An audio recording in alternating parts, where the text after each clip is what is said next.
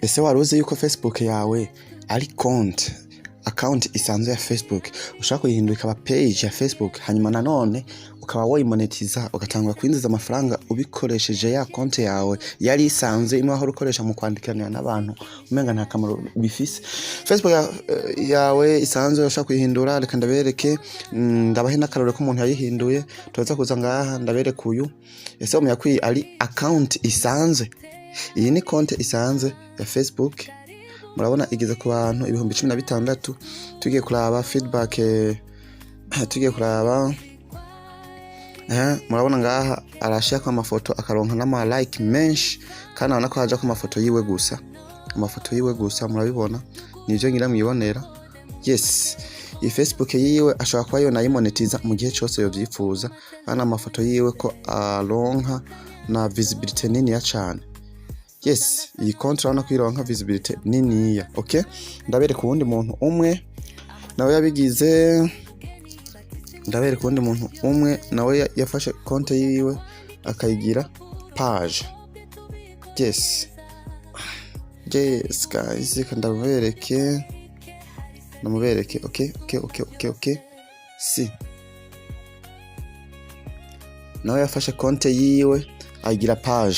Murabona wewe igeze mu bantu benshi cyane, igeze mu 78,000.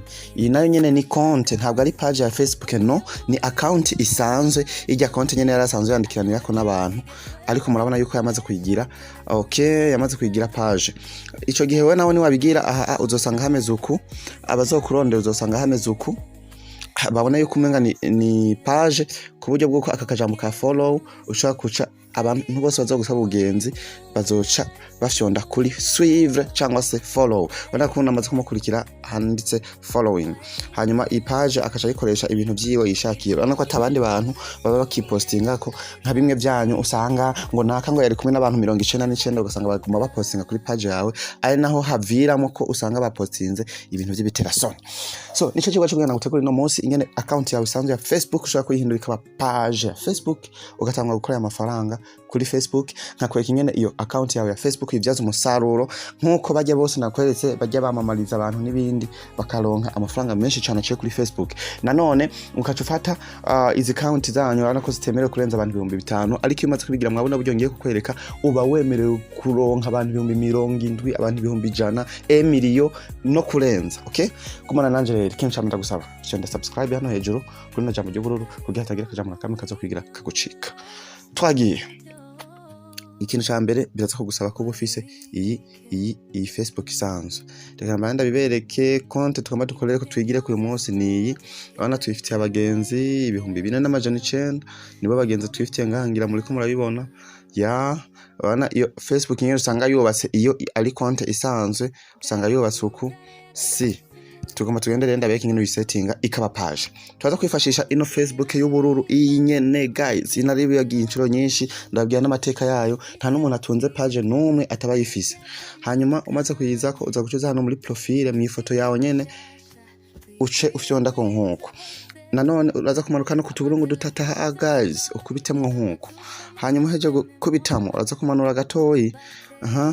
Nimara kumana gatoyi murabona hali hejuru ahantu handitse ngo turn on professional mode. Aka baza kuzuka fyonde ko like this, and then you press turn on to vyugurure ibe page.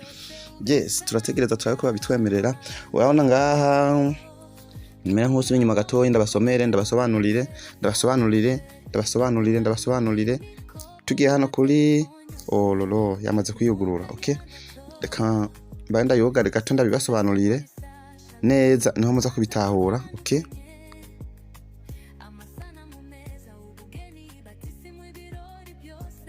yes guys, hajya twamaze kubigira so no kuvuga tumaze kugira hajya Facebook twamaze kuyihindura page.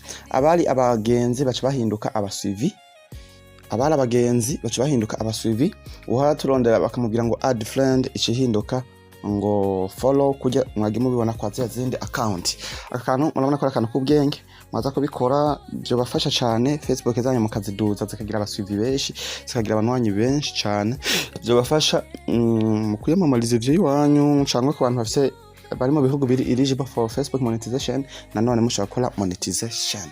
Nico cigwa c'ubwenge nabateguriye. Naho ufise ikindi cigwa wifuza ko tugutegurira, andika muri commentaire uti ndifuza ko munkorera icigwa ikiniki, unyaruke muri YouTube akaba ari wikorera ko YouTube niho honyene nshaka gusoma commentaire z'abantu kandi nkazishurira igihe.